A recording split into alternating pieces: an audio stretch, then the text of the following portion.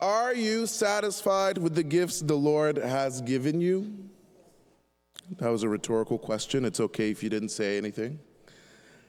Once upon a time, the son of a poor man, a poor tailor, kept getting into trouble at school and in his small town.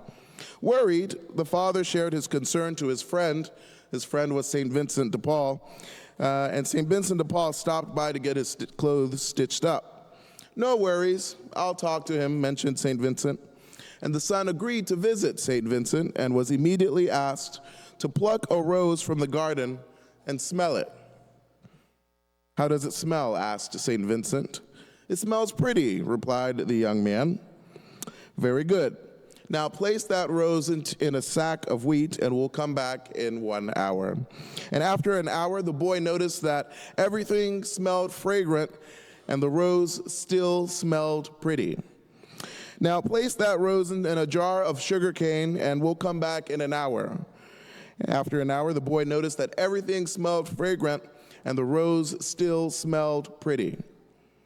"Now place that same rose in a jar of water and we'll do the same."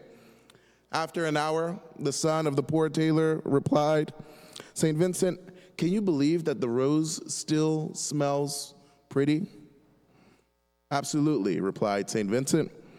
"This happens when you do what you are created to do. You can share your fragrance to the world without allowing the bad to change and influence you, because your good qualities are your strengths." Brothers and sisters, when God created mankind, he did so calling all of us good. Some are tall, others are short, some are dark-colored, and some are even light. Some are more attractive to the many, while others have a beauty to be recognized by a few. Some are outgoing, others more reserved. Some are creative, and others are logical. We are a mixture of many qualities that make us different, and it's hard to see the goodness in others sometimes because we allow what we see to determine how we treat another person. But the Lord bestows his gifts and qualities on individuals to achieve his own purpose. The Lord doesn't need human intervention for salvation. However, he grants you and I the great opportunity to cooperate with this great restorative act as a way to encounter our own very purpose. Needless to say, we are built to glorify the living God, to show a love that has no end. But dare I ask, do you allow the shortcomings and even misunderstandings of others to drive you to hatred, to jealousy, or even anger? And if you do, that is no one's fault but your own. The first reading illustrates the great opportunity to acknowledge our purpose on this earth. It's not all about being right and wrong and the channels to achieve that rightness and wrongness. The only task is to glorify God, meaning it may look different from person to person. Some pray with various devotions. Others feed the poor on the street. Some invite the poor into their home. Many intentionally contribute a little bit more in the offerings. Friends, this is teamwork. So when we act and devalue others for what they do, even when it's wrong, it reflects a lack of self-love that tears down another person just to make ourselves feel better. Friends, this is not discipleship. On the other hand, discipleship is surrendering our talents for the use and glory of God for whenever God calls us, because it will be a calling that enables us to empower others to use their own talents to the fullest. Because if the end result is accomplished, the glory of God, friends, the credit means nothing compared to the love of the Lord, which is beyond any value. It is the true reward that our hearts seek. And so, friends, if God is the best and only reward, why settle for earthly comforts? I wonder if greed didn't exist, what would the world look like? Would there be world hunger? Would there be need to show off or even brag about the fancy things that we have? Would there be any need for security protection on anything, or even in our homes? Would there be car insurance, as expensive as those can be? Would there be any cramped airplane seats? The world would look different and probably even more peaceful with less unhealthy competition. Now, don't get me wrong, you know Father Houston very well. I like a Porsche 911 like the next guy.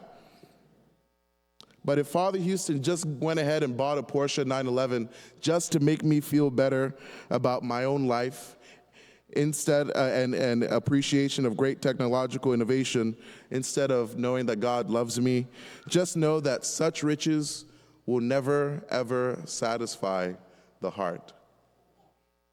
We hear in the gospel today of the disciples' continued lack of misunderstanding of Jesus' mission. They get mad and even jealous about the powers that others have that's beyond their control. Sometimes another aspect of riches we desire is to be more powerful than others, a desire that can be even worse than material goods. Now, this is dangerous too, because all the power and all the influence and popularity on earth will never be enough. And it will never be enough because our hearts were made for God and for His mission. Now, how does this mission look like? One word: surrender. Last week, Jesus mentioned that the kingdom of heaven belongs to the childlike. Today, we continue on with that great analogy, knowing that although the Lord gives us His unique gifts and the gifts and abilities to be great, this greatness is not really for ourselves. It's for God, the same God that cares for us, the same God that nurtures us, the same God that guides us as His own children. And if we are His children, God gives us hope. He gives us a reason to keep forward as a team, united as one structure. Friends, the enemy is not the Muslim. The enemy is not the Democrat or Republican. The enemy is not the one who took your seat in the pews this week. We could see everything. The enemy, friends, is the evil one who desires to rob you of your joy and of your happiness in the Lord.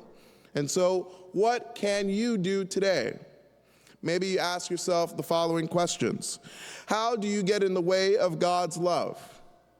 How do you settle for the joys and comforts of this world, be it in winning an argument or buying something just to make ourselves feel better? Now, a pick-me-up is good and all, but if you depend on that treat more than the love of the Lord, you will be searching without end. Today, we end that search by encountering the Lord. He's calling upon you to do something great, and you owe it to yourself and to God to stop settling for less. And so I ask you again, by the way, it's rhetorical. Are you satisfied with the gifts that the Lord has given you? If you are a priest, if you are a CEO, if you are a fifth grader, a mom, a doctor, an artist, a plumber, a NASA engineer, or the President of the United States, we all have the same opportunity to make an impact for the greater glory of God. And friends, you may even be surprised that all of those ways are just as good as the other.